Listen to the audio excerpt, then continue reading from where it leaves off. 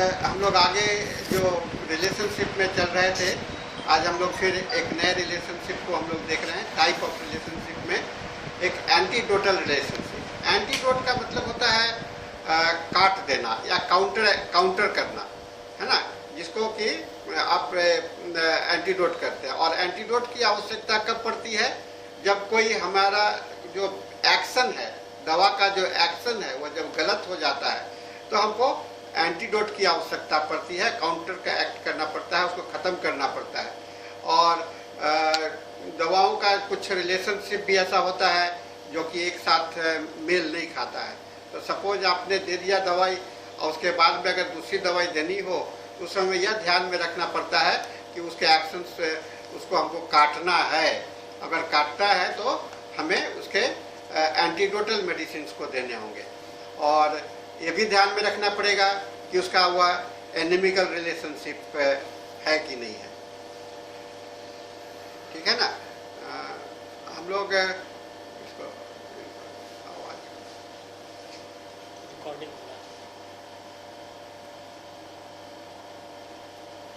हाँ, तो आज हम लोग देख रहे हैं एंटीडोटल रिलेशनशिप, और इसमें counter acting the effect of previous medicine. The purpose is to counteract the action of the or effect of the previous medicine. This is important for us, and we require this type of the action when we have to see the inimical actions of the previous medicine. पहले वाले दवा का अगर हमें गलत होता है तो हमें काउंटरैक्ट करने की जरूरत होती है। नेक्स्ट आता है आपका रिलेशनशिप, जिसमें कहते हैं हम लोग एफिलिएटेड रिलेशनशिप। एफिलिएटेड रिलेशनशिप का मतलब होता है उससे साथ क्लोज रिलेशनशिप, उसका एक एफिलिएशन संबंध बना हुआ, और एक बहुत बड़ा ग्रुप बन सकता है ना, बहुत बड़ा ग्रुप हो सकता है। जैसे कि कैलकेरिया ग्रुप हो गया, किसी एक के साथ में अब एसोसिएट किया जा सकता है उस ग्रुप को। यह हम लोगों को पढ़ने में आसान होता है जब हम लोग इसलिए इस रिलेशनशिप को हम लोग केवल स्टडी पर्पज से दवा का कॉन्सेप्ट बनाने के लिए इस चीज़ को हम लोग इस्तेमाल करते हैं। ठीक है ना। दवा का कॉन्सेप्ट बनाने के लिए एफिलिएटेड रिलेशनशिप को हम लोग इस्तेमाल करते हैं। इसको एसोसिएट करते हैं किसी बड़ी दवा से या किसी दूसरी दवा से। जैसे कैली कार्ब है, ये एफिलिएटेड टू सल्फर है ना, या सल्फर के बाद में कैलकेरिया कार्ब से, या कैलकेरिया कार्ब के बाद में सल्फर से है। तो ये एक एफिलिएशन है जिससे कि आप चेन एक के बाद में एक आप सोच सकते हैं दवा को प्रिस्क्राइब करने के समय में। नेक्स्ट आता है सिम्बायोटिक। सिम्बायोटिक का मतलब होता है साथ साथ रहना, उसमें किसी को एक्शन को नुकसान नहीं पहुंचाना। दो आदमी साथ रह रहे हैं, लिविंग टुगेदर, है ना, एक साथ रह करके, तो वहाँ पर आपको दिक्कत नहीं होती है। ये इसको देने के बाद में उसको दे रहे हैं तो कोई दिक्कत नहीं होती है। तो सिम्बायोटिक रिलेशनशिप है, इसमें potential action of both remedies are the same, एक ही जैसा होता है और सेम पोटेंशियल का उसमें एक्शन होता है और सेम रिजल्ट आता है। इसमें आते हैं आपको ट्रायो मेडिसिन कहते हैं, जैसे कि एमन कार्ब सोरिक है तो सोरिक स्टेज के लिए हम रखते हैं। लैकेसिस जो है सो सिफिलिस है, तो उसी सिम्बायोटिक एमन कार्ब के बाद में हम लोग के जगह अगर हमको बाद में हम लोग सिफिलिटिक मेडिसिन देना है तो लैकेसिस दे सकते हैं, और उसका साइकोटिक स्टेज जो है सो रस्टक्स है। So this is the type of symbiotic relationship. ठीक है ना, इसको हम लोग सिम्बायोटिक रिलेशनशिप का टाइप कहते हैं। नेक्स्ट होता है आपको sectoral relationship. Instead of similarity at the total level, it is sectoral, मतलब कि पार्ट में, एक से नहीं, कहीं जैसे रीजन पर, शरीर के किसी एक भाग में उसका रिलेशनशिप है, माइंड का साथ में रिलेशनशिप है, या किसी क्षेत्र में है। फिर ऑर्गन का रिलेशनशिप है, डाइजेस्टिव सिस्टम पर ये सब एक जैसे हैं। सिस्टम पे होता है, सेंसेशन के लेवल पर होता है, पैथोलॉजी के लेवल पर होता है, साइन के लेवल पर होता है, और सिम्टम्स के लेवल पर होता है।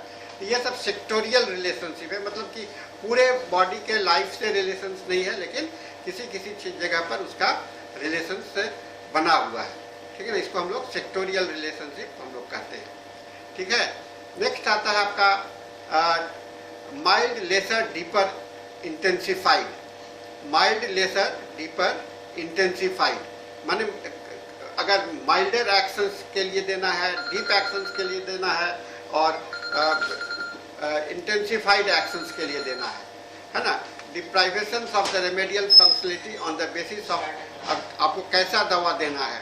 अगर हमको माइल्ड एक्शन चाहिए, डीप एक्शन चाहिए और बहुत भयानक एक्शन चाहिए, तो उस तरह के रिलेशनशिप को हम लोग माइल्ड लेसर, इसके बाद में देंगे तो माइल्ड एक्शन होगा, इसके बाद में देंगे तो डीप एक्शन होगा, या नहीं तो इंटेंसिफाइड एक्शन होगा।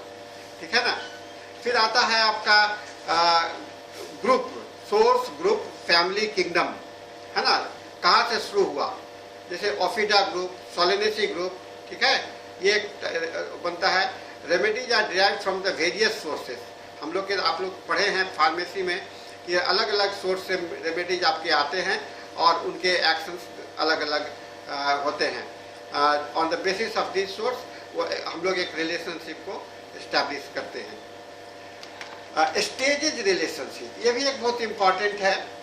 Evolution of important attribute of remedial action, this gives us rise to multiple way of relations, जैसे father son, twin family, child, youth, age, old age, patron, comrade, friends, ये सब type of the relationship है। कहते हैं lycopodium जो है so argentum nitricum is an aged argentum nitricum, argentum nitricum का ज़्यादा एज वाला को हम लोग लाइकोपोडियम बोलते हैं। यानी कम एज वाले को अर्जेंटम नाइट्रिकम दिया है और ज़्यादा उम्र वाले को लाइकोपोडियम है। उसी तरह से एम्ब्रा ग्रीसा को कहा जाता है ओल्ड रेमेडी, इग्नेशिया को कहा जाता है मैंस रेमेडी और नेगेटिव कहा जाता है पल्सेटिला को। ये एग्जाम्पल के रूप में हम लोगों ने दिया। ठीक है ना। तो ये स्टेज ऑफ द रिलेशनशिप हुआ। एक आता है ट्रायो रिलेशनशिप, है ना। हम लोग का मेडिका में जाइएगा तो बहुत सारी मेडिसिन हैं जो कि ग्रुप ऑफ 3 रेमेडीज या 4 रेमेडीज जिसका कि एक डिफिनिट सीरीज बन सकता है, उसको हम लोग ट्रायो रेमेडी कहते हैं। जैसे सल्फर, कैलकेरिया, लाइको। ट्रायो कहने का मतलब 3 दवा का एक साथ में, माने एक के बाद एक। सल्फर के बाद में कैलकेरिया कार्ब अच्छा काम करेगा, कैलकेरिया कार्ब के बाद में लाइको काम करेगा। तो एक सीरीज, एक लैडर बन जाता है, 3 सीढ़ी का लैडर बन जाता है। इसको हम लोग ट्रायो रिलेशनशिप कहते हैं। ठीक है ना।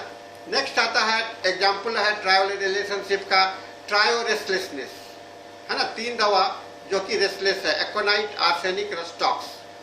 Trio delirium, belladonna, hyoscyamus, stramonium. Trio flatulence, cinchona, carbo veg and lycopodium. Trio climacteric remedy जो मेंसेस के समय lachesis, sepia and sulphur. Trio pleurisy, aconite, bryonia and sulphur. ठीक है ना। ट्रायो टॉसिस, सिपिया, कॉस्टिकम, जेल्सिमियम, है ना। Trio offensiveness, merc, creosote, baptisia. Trio spasmodic cough, drosera, ipecac, cuprum metallicum. Trio condylomata, thuja, staphysagria, nitric acid.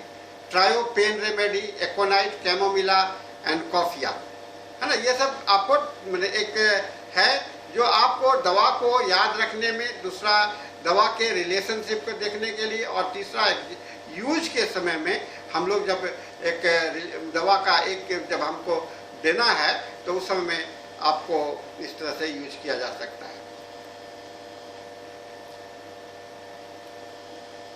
Next है trio offensive urine, benzoic acid, nitric acid, sepia. Trio burning, arsenic, phosphorus, sulphur. Trio elongated vulva, बढ़ा हुआ vulva है वो आपका apis, kali bichromicum, hyoscyamus. Trio serous effusion, apis, bryonia, kali carb. और trio prostration, carbo veg, arsenicum L and muriaticum. ये दवा को याद रखने के लिए, आपको लेवल को याद रखने के लिए आपके लिए बहुत ही ज़रूरत होता है। फिर ट्रायो ट्विचिंग मेडिसिन, माने जो जर्किंग टाइप का है, जिंकम मेटालिकम, इग्नस या अगेरिकस।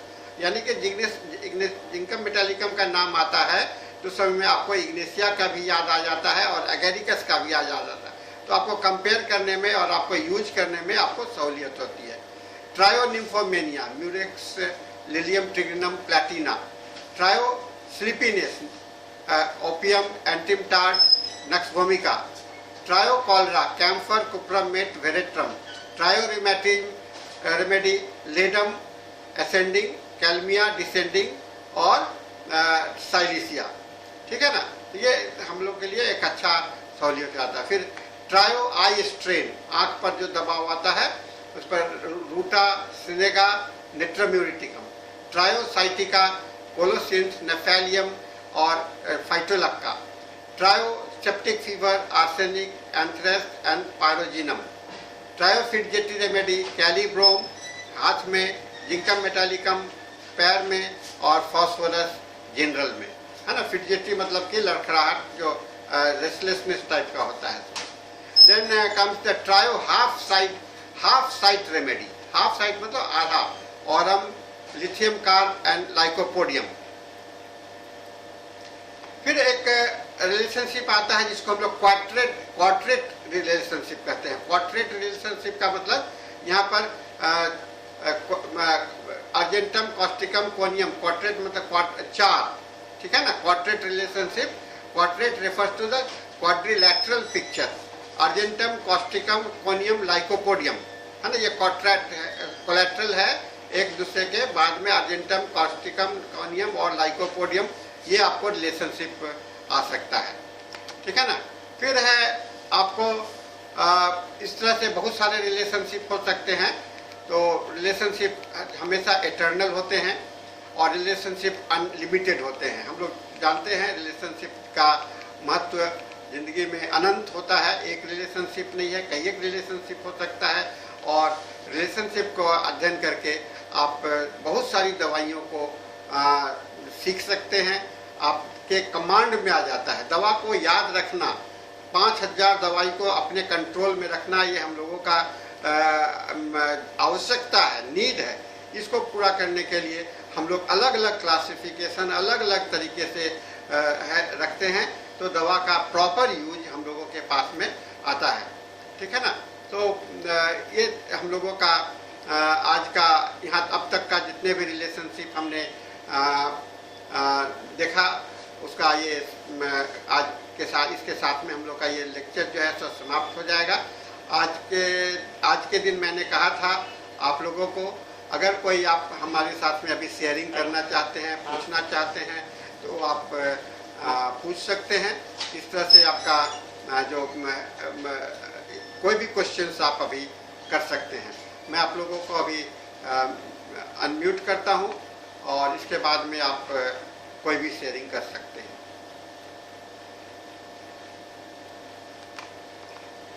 नाउ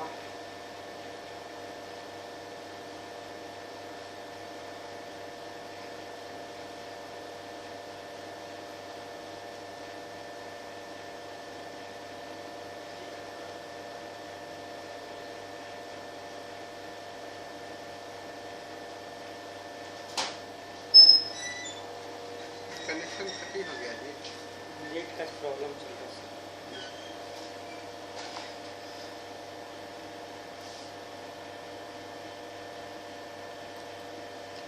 अब आप लोग अपने को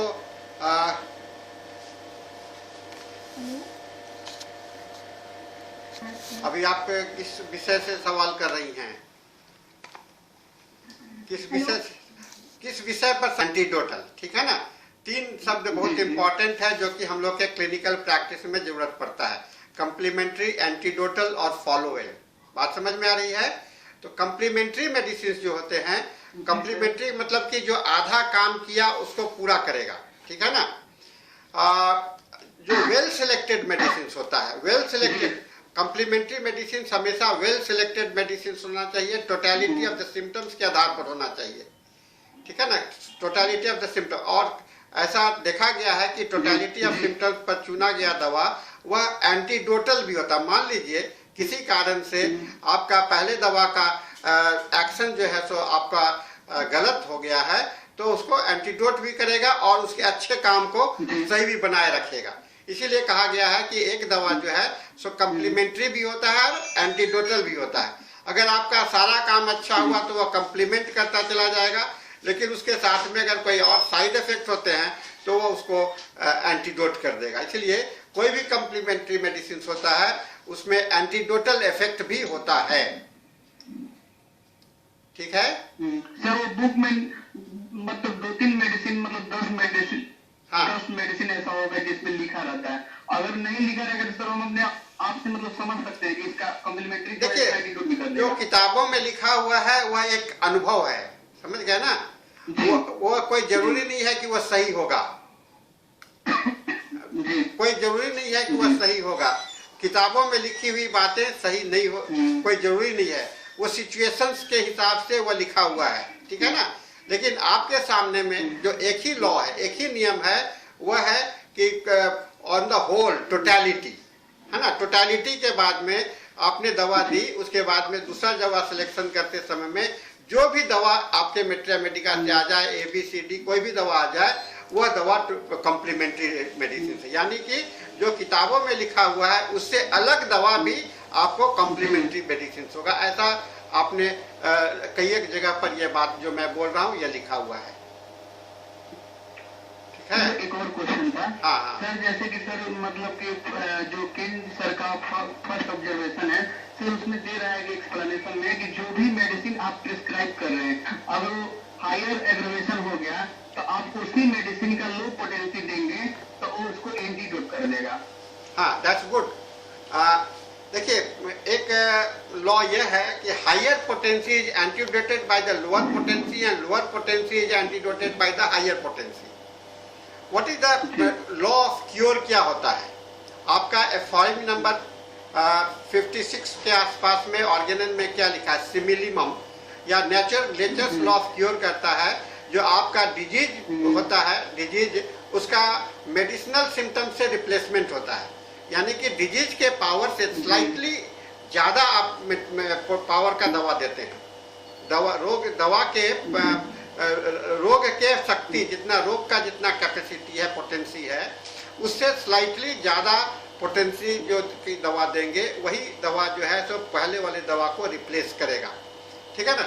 तो जब आप पहली दवा देते हैं उस पर दूसरी दवा जब डिजीज होता है, डिजीज पर जब दूसरी जो आप दवा देते हैं तो शरीर में एक साथ में 2 रोग हो जाता है ना। 2 रोग हो जाता है, एक डिजीज मेडिसिनल डिजीज हो जाता है और एक नेचुरल डिजीज हो जाता है। जब दवा दी गई तो उस समय इमीडिएटली जो नेचुरल मेडिसिन और मेडिसिनल मेडिसिन, नेचुरल डिजीज और मेडिसिनल डिजीज, ठीक है ना। नेचुरल डिजीज और मेडिसिनल डिजीज एक साथ में आ गया। जब दोनों एक साथ में आ गया तो आपको एक एग्रेवेशन होता है जिसको कि होम्योपैथिक एग्रेवेशन कहा जाता है।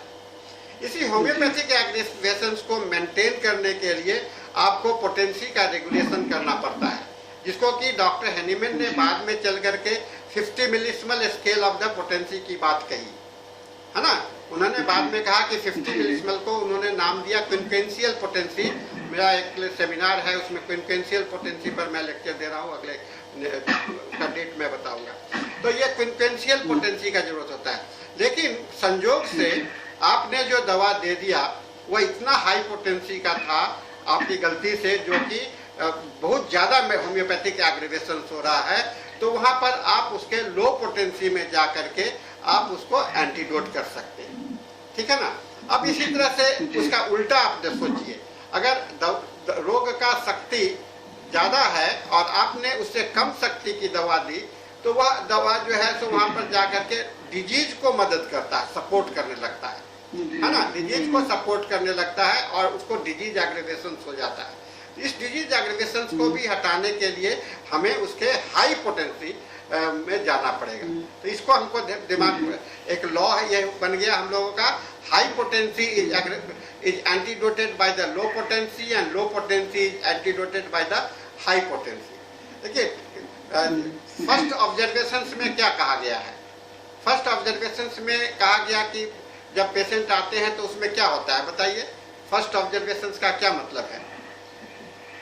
हाँ बताइए, फर्स्ट ऑब्जर्वेशन आपका फर्स्ट ऑब्जर्वेशन से कॉन्सेप्ट क्या बनता है आपको?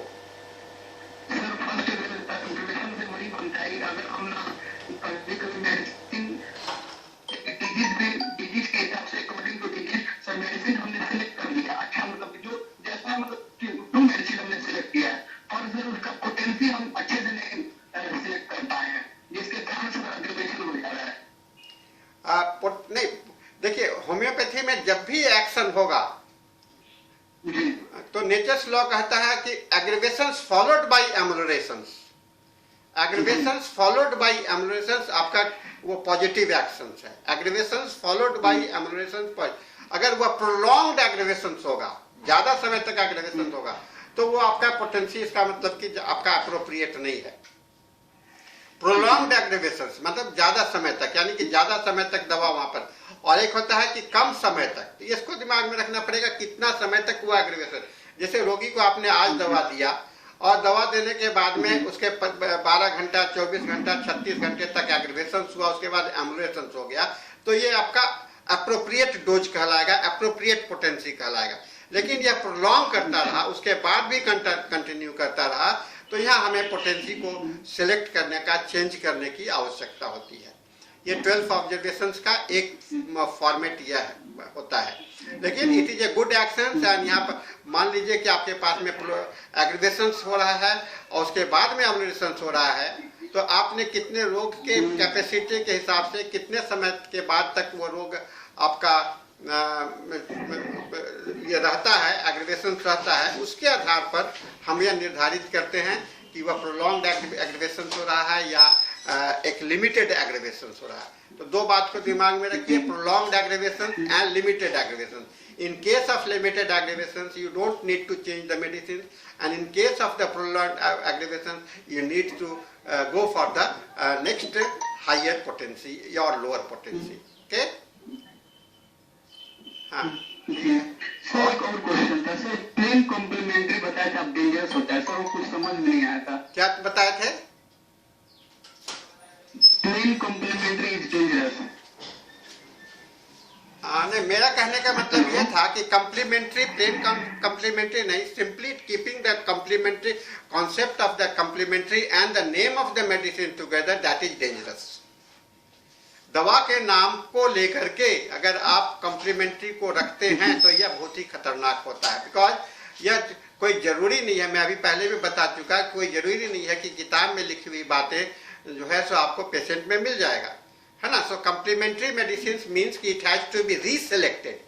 कम्प्लीमेंट्री मेडिसिन देने के लिए आपको एक नया टोटलिटी बनाना पड़ेगा, और बिना टोटलिटी बनाए हुए अगर आप मेट्रिया मेडिका से पढ़ करके दवाई देते हैं तो मेट्रिया मेडिका में जो लिखे हुए हैं कम्प्लीमेंट्री मेडिसिन, उसमें से चुन करके दवा देते हैं, दैट इज डेंजरस। ये खतरनाक है, इसको नहीं देना है ना। वहां आपको सोचना ही पड़ेगा, है ना। कहते हैं कि medicine prescribed without logic, medicine prescribed without logic, बिना लॉजिक के मेडिसिन प्रिस्क्राइब करना वह डॉक्टर नहीं होता है, वह गलत होता है।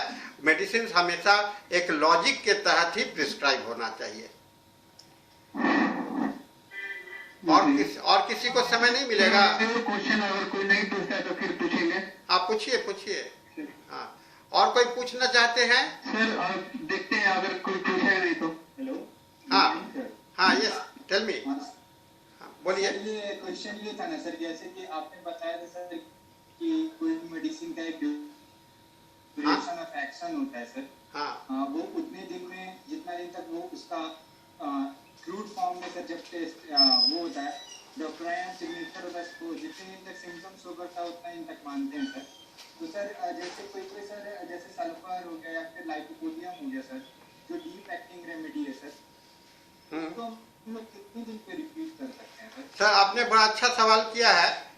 आपने बोला deep acting remedies and deep acting remedies and superficial acting remedy, है ना। तो डीप एक्टिंग रेमेडी का क्या मतलब होता है? डीप एक्टिंग रेमेडी का मतलब क्या होता है? डीप एक्टिंग रेमेडी उसको बोलते हैं, आपके मेट्रिया मेडिका का कोई भी मेडिसिन डीप एक्टिंग रेमेडी हो सकता है, वह तब होता है जबकि उसके टोटलिटी ऑफ द सिम्टम्स आपका 100% से मिनिमम है।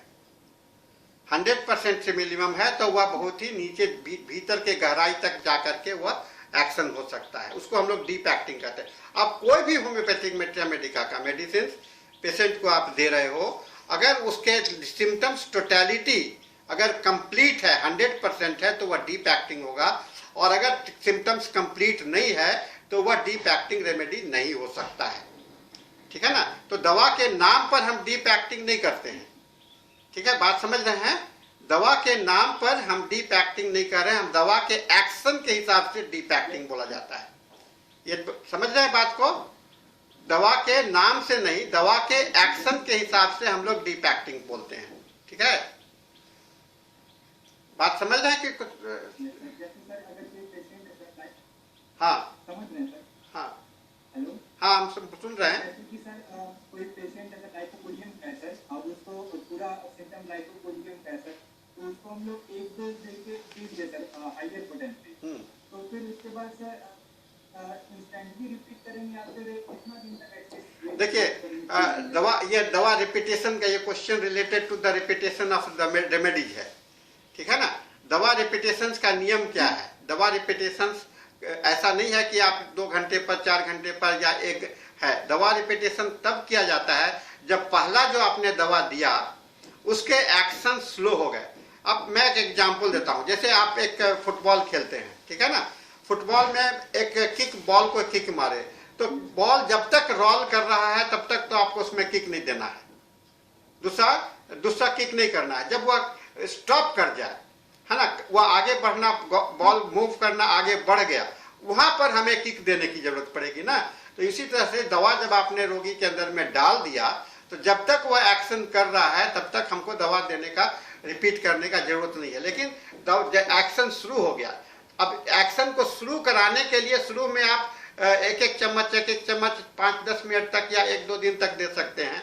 और जब एक्शन सेट कर गया, मैंने आप रोगी के अंदर में परिवर्तन होना देख रहे हैं, तो आप वहां पर आगे के दवा देना छोड़ दीजिए। और जब तक वह लाभ होता जा रहा है तब तक हम लोग दवा को रिपीट नहीं करेंगे। समझ गया ना?